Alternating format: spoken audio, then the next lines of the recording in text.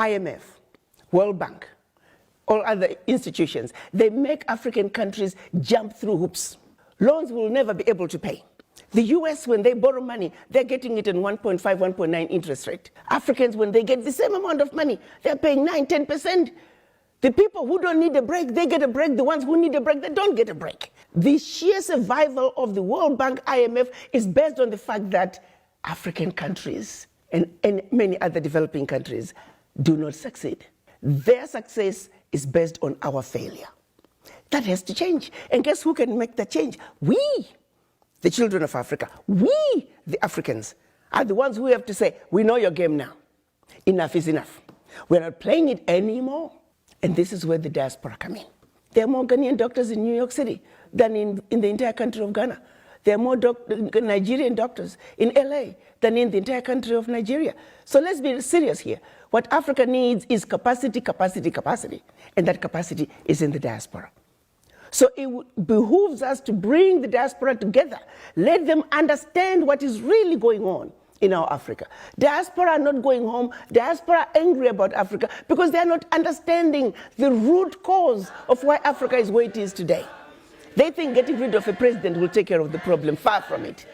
That president is just going to be replaced by another one who is going to equally suffer from the same difficult environment to work in. So let's look at an Africa that must be free to take care of herself, an Africa that's free from exploitation from outsiders. The multinationals who are stealing from Africa every day in broad daylight. I use an example of the DRC. If you ever fly very low over the DRC, you'll see tarmacs in the jungle. You'll see 747s flying into DRC, picking up minerals and flying right out. The same multinationals are responsible for arming young people and giving them MK-16s.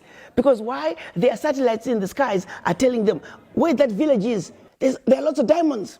So what do? Arm young people, drag them up, and send them to go chop off a few heads. The rest of the village runs away, so they come behind and do their illegal mining. We black people must understand what is really going on. Because what we are shown instead is, oh, look at those Africans killing each other. There are some serious games that have been played in Africa for far too long.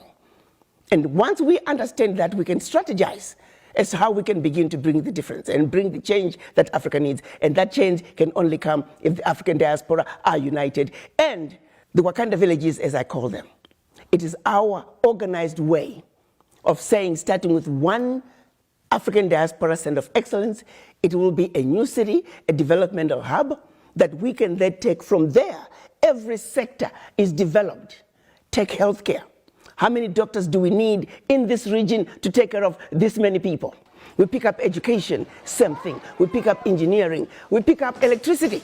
How many megawatts of power do we have in the region? How many do we need? Be it solar, be it wind, be it hydro, be it geothermal, be it nuclear.